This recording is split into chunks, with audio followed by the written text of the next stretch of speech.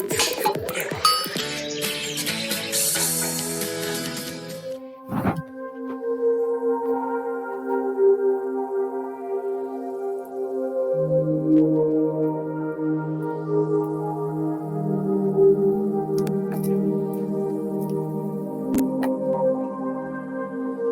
मंडल, अंतरिक्ष में हमारा घर। हमारा सूरज सौर मंडल के बीचों बीच है। 8 ग्रह और लाखों छोटे छोटे एस्ट्रॉइड्स या क्षुद्र ग्रह लगातार इस सूरज के चक्कर लगाते रहते हैं। इन 8 ग्रहों को 4 में बांटा गया है। पहले 4 में वो ग्रह हैं जो हमारी पृथ्वी जैसे ही हैं, और वो हैं बुध यानी मरकरी, शुक्र यानी वीनस, पृथ्वी यानी अर्थ, मंगल यानी मार्स, और दूसरे हैं वो 4 ग्रह जो गैस के बड़े बड़े गोले हैं, जैसे बृहस्पति या जुपिटर, शनि या सैटर्न, अरुण या यूरेनस, और वरुण या नेपच्यून। बुध, शुक्र, पृथ्वी, मंगल, बृहस्पति, शनि, अरुण और वरुण। बुध या मरकरी सौर मंडल का पहला ग्रह है। यह सूरज के सबसे ज्यादा पास है। यह सभी ग्रहों में सबसे छोटा और सबसे हल्का है। बुध या मरकरी ग्रह सूर्य का एक चक्कर लगाने के लिए जितना समय लेता है, उससे कहीं ज्यादा समय वो अपनी धुरी पर गोल घूमने के लिए लेता है। यानी उसका 1 साल उसके 1 दिन से छोटा होता है, और इसी कारण इस ग्रह के तापमान में बहुत ज्यादा बदलाव आते रहते हैं। मरकरी का ना तो कोई अपना वातावरण है और ना ही चंद्रमा। अब आते हैं शुक्र या वीनस पर। सूरज से दूसरे नंबर का यह ग्रह सौर मंडल के चमकते चमचमाते ग्रहों में से एक है, और अब तक मनुष्य को जितने भी ग्रहों के बारे में पता है, ये उनमें से सबसे गर्म है। क्या तुम जानते हो कि शुक्र या वीनस पर तापमान कभी 437 डिग्री सेंटीग्रेड से नीचे नहीं आता? यानी रसोई घर में रखने वाला तेल शुक्र पर अपने आप उबलने लगेगा और उसमें से धुआं भी आने लगेगा। क्या सोच सकते हो, 437 डिग्री सेंटीग्रेड, कितना ज्यादा गर्म होगा यह ग्रह।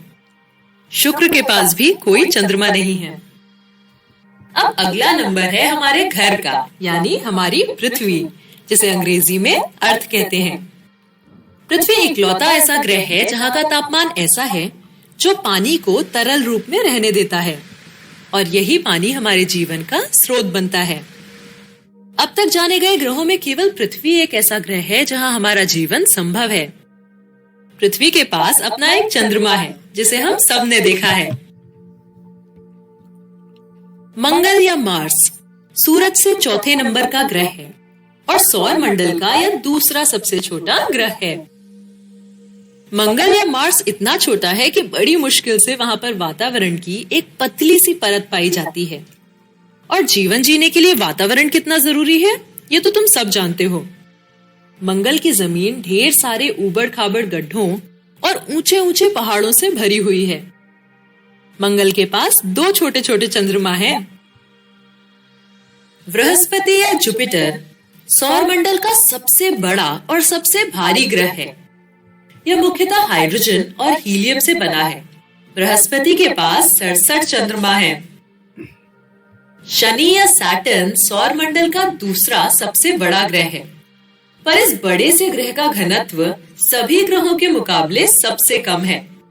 शनि का घनत्व इतना कम है कि अगर तुम एक पानी का टब ले आओ और शनि को उसमें डाल दो, तो अपना शनि लकड़ी की तरह उसमें तैरने लगेगा, लोहे की तरह डूबेगा नहीं।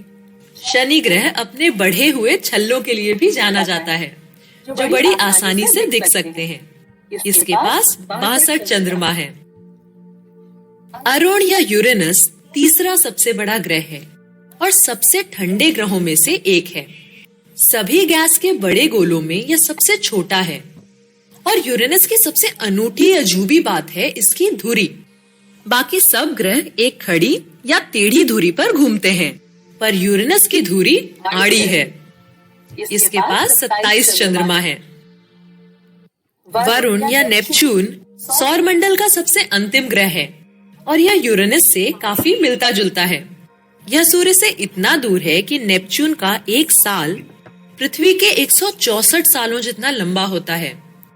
नेपच्यून के पास 14 चंद्रमा हैं। अगर हम ग्रहों के आकारों की तुलना करते हैं तो उनके बीच का अंतर और भी साफ हो जाता है।